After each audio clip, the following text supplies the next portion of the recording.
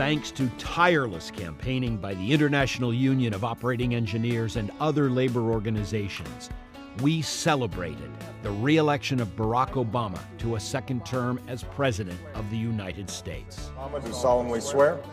Well, it was paramount because for all the promises that Mitt Romney had made to dismantle the Department of Labor and the Davis-Bacon legislation that we've all, enjoyed over the last 40 years, it would be something that would be a detriment to any kind of organized labor. But the fight to resist anti-labor forces across the country and to advocate for the best interests of our members is a constant struggle. Corporations are people, my friend. The way we beat corporate America and their resources is when our folks really man the barricades. They get out there, they get out the vote, they do the member-to-member communication, they do the door knocks, they attend the meetings, and they make all the difference in the run-up to those elections. Operating engineers across America volunteer every election cycle on the national, state, and local level to make sure voters understand that what's good for labor is good for the country. Good evening, and thanks for having us. I'm Tim Kremens with the International. Last fall, IUOE members in Nevada prepared for one of the most hard-fought elections in history, one that threatened the very future of organized labor. Nevada, a critical swing state, might well decide whether or not President Obama would win a second term. It's the first thing President Obama did when he was elected. First day in office, first executive order, he signed project labor agreements. There was a lot at stake in 2012. We were able to maintain the Democratic majority in the Senate, a pro-worker majority, absolutely critical for operating engineers. President Obama is absolutely critical to our well-being. There's nothing that you can point to where Mitt Romney was on the side of working folks. I support Question 2 and Governor Kasich's effort to restrict collective bargaining. What's unique about Nevada, home of Senator Harry Reid, head of the U.S. Senate. Senator Reid was critical in getting several jobs here, right here in Las Vegas, turned around to go union.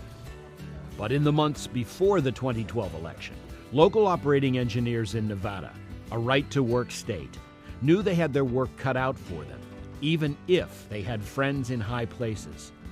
Our members were ready for the fight. The operating engineers participate in our program every year, and this year they're participating in a big way. We have 18 operators working out of this operation today, and they're going door to door, persuading people, and now we've switched to the Get Out the Vote effort, and the operating engineers are a huge part of that. How about putting it like right here so everybody can see it? Hey, I'm a registered Republican. Yes. But what do I gotta do to change? Ultimately, this comes down to a numbers game. You win or lose by getting those people that you've identified out to vote. And without the operating engineers, we wouldn't be able to do that.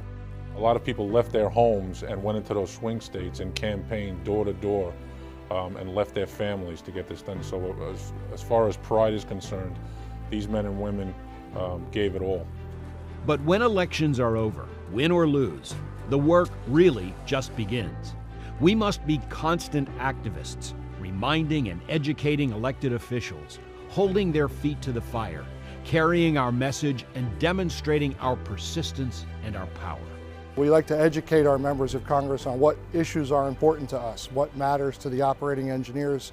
My belief is that if you want to really ensure that there's a fair wage, good occupational and health safety protections for the worker, keep that door wide open to the operating engineers and other members of organized labor, because their message needs to be heard and heeded. But policies and budgets that impact organized labor on a daily basis often lie far outside the Capital Beltway.